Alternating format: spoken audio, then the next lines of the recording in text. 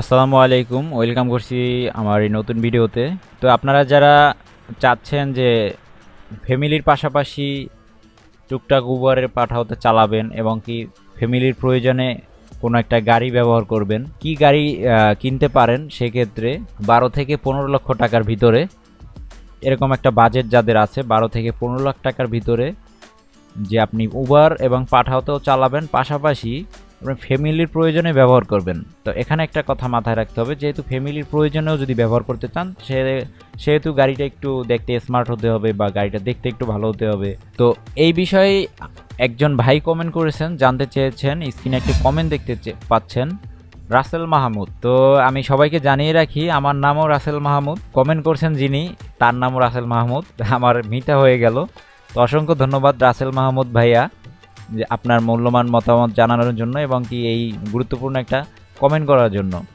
এরকম কিন্তু আপনার মতো অনেকেই এই চিন্তাধারাটা করে যে আমি একটা ফ্যামিলির প্রয়োজনে গাড়ি কিনবো, পাশাপাশি উবারেও যেন আমি চালাতে পারি।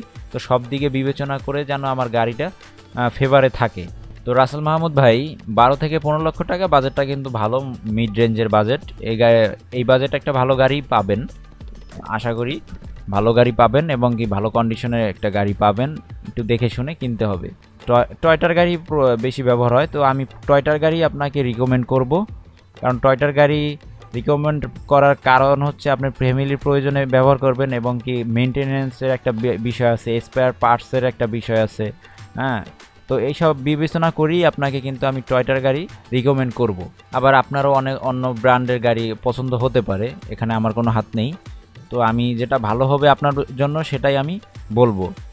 তো 12 থেকে 15 লক্ষ টাকার ভিতরে আপনি যদি প্রোবক্স কিনবেন না, কারণ প্রোবক্স ফ্যামিলির প্রয়োজনের সাথে যায় না।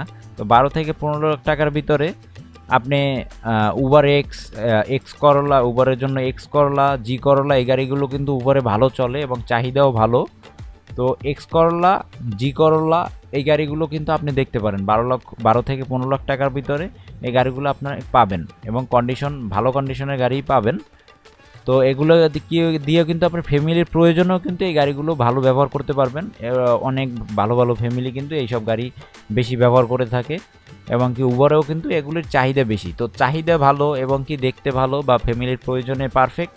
তো সেক্ষেত্রে আপনি এক্স করলা, জি করলা, তারপর আরেকটা গাড়ি আছে যেটার ব্যাকডালা বড়, যে এক্স ফিল্ডার গাড়িটাও কিন্তু আপনি উবার এবং পাঠাও পাশাপাশি ফ্যামিলির প্রয়োজনে ব্যবহার করতে পারেন, সেটাও কিন্তু এই প্রাইজের ভিতরে এই গাড়িটা পেয়ে যাবেন। তো এই গাড়িগুলো কিন্তু আপনার উবার পাঠাও এবং ফ্যামিলির প্রয়োজনে ভালোভাবেই যাবে।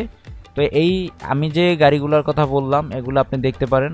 এর পাশাপাশি আপনার যদি কোনো পছন্দ থাকে কোনো ব্র্যান্ডের গাড়ি, সেটাও দেখতে পারেন, কিন্তু কেনার আগে একটু কম্পেয়ার করে দেখবেন আমি যে গাড়িগুলোর কথা বললাম এই গাড়িগুলোর সাথে সেই গাড়িগুলো কতটা বিট করতে পারে বা কতটা যায়, এটা দেখে কিনবেন।